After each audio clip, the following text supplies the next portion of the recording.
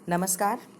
आज हम लोग करेंगे 10वीं कक्षा की कविता यह दंतुरित मुस्कान, जिसके कवि हैं नागार्जुन। 10वीं कक्षा के पाठ्यक्रम में नागार्जुन जी की ये छठे अध्याय में 2 कविताएं हैं, यह दंतुरित मुस्कान और फसल। दोनों ही कविताएं जो है लेखक ने एक साथ इसमें दी हैं।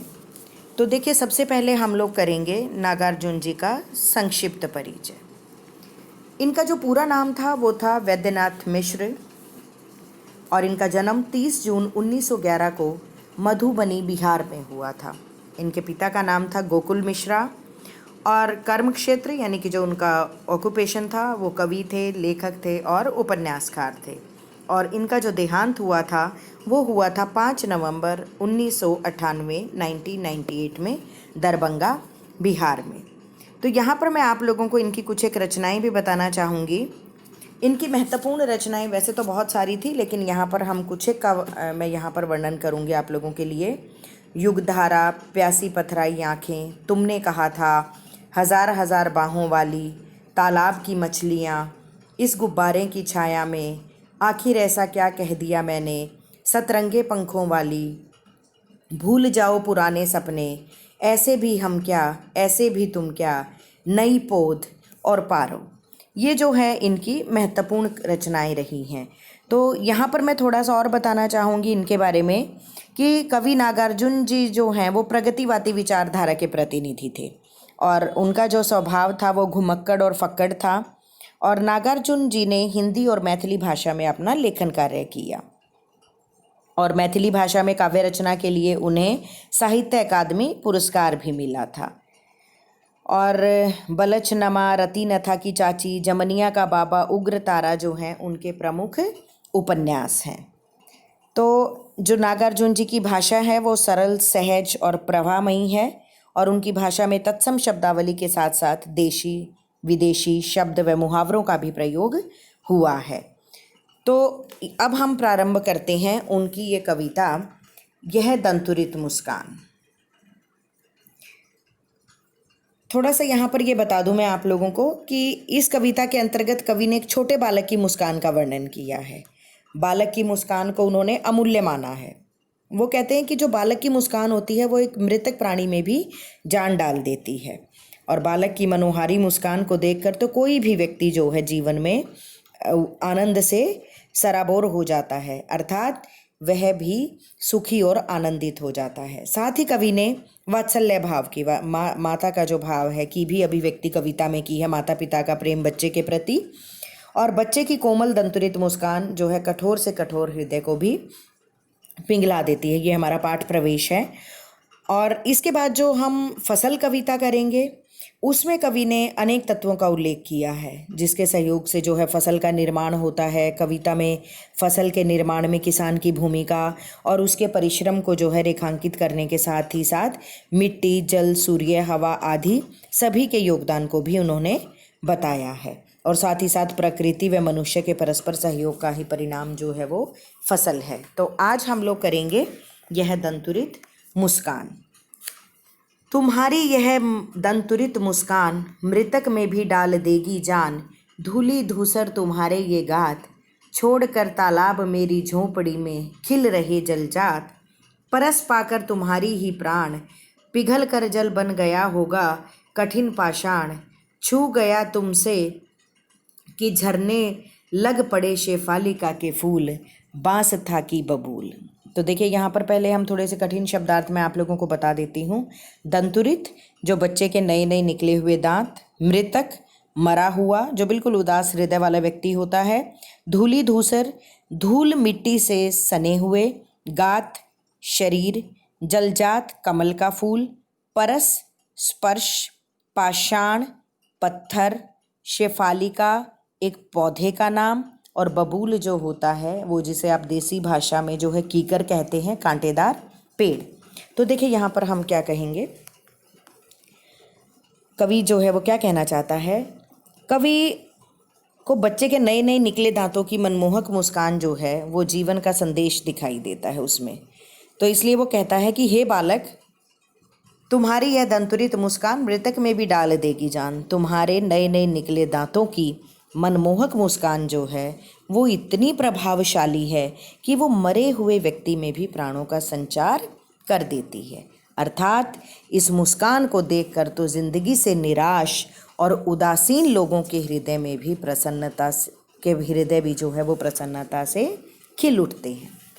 धूली धूसर तुम्हारे ये गात, छोड़कर तालाब मेरी झोंपड़ी में खिल रहे जलजात। कवि कहता है कि धूल से सने तुम्हारा ये शरीर को देखकर ऐसे लगता है कि मानो जो कमल का सुंदर फूल है वो तालाब को छोड़कर मेरी झोंपड़ी में आकर खिल गया हो।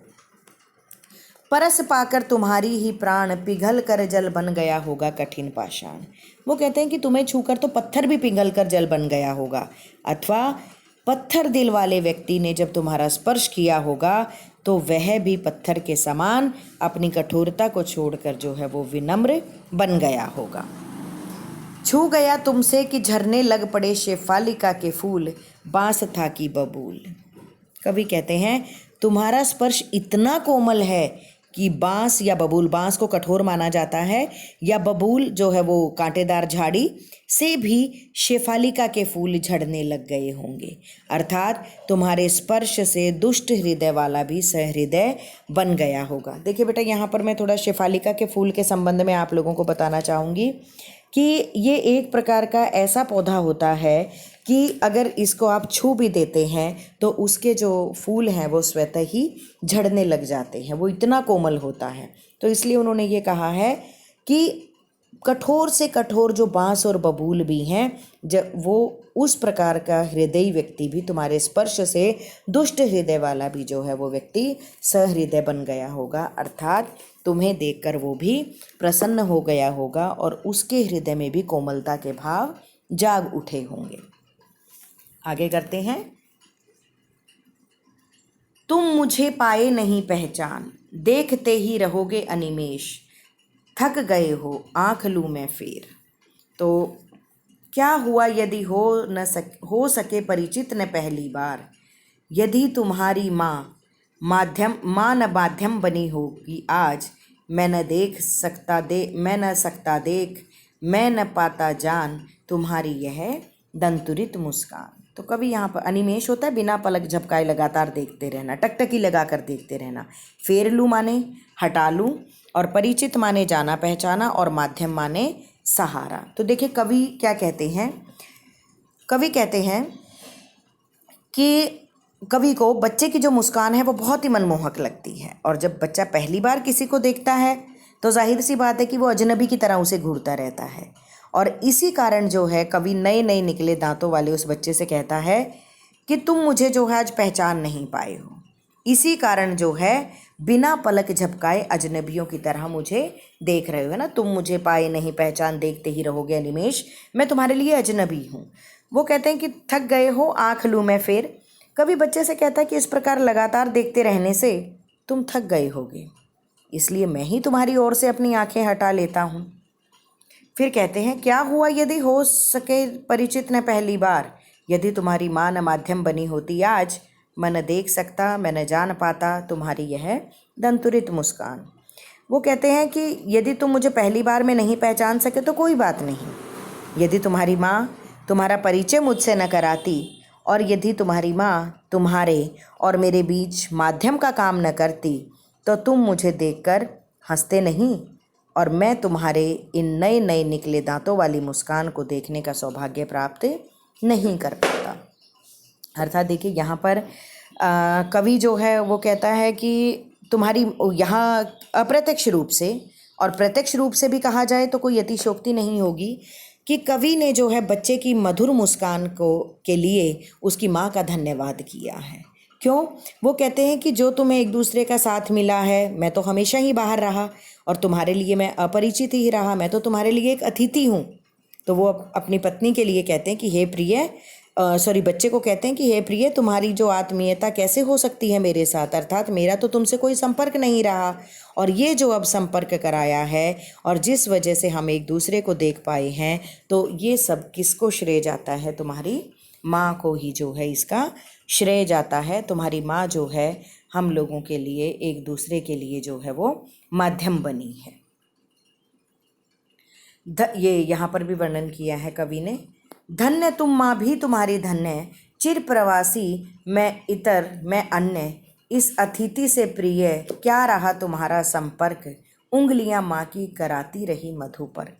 तो देखिए यहाँ पर कवि क्या कहते हैं कि तुम्हारी माँ का मैं तहे दिल से धन्यवाद करता हूँ जो तुम्हें एक दूसरे का साथ मिला है। मैं तो वही कि मैं अपरिचित हूँ, तुम्हारे लिए एक अतिथि हूँ, क्योंकि मैं हमेशा बाहर रहा और तुम्हारी माँ ने ही जो है वो तुम्हें प्रेम दिया है। मधुपर्क होता है ना, शहद, घी, जल और दूध आदि मिलाकर जो बच्चे को चटाए जाते हैं, बनाए जाने वाला जो पदार्थ होता है, और लोग इसे जो है वो पंचामृत भी कहते हैं।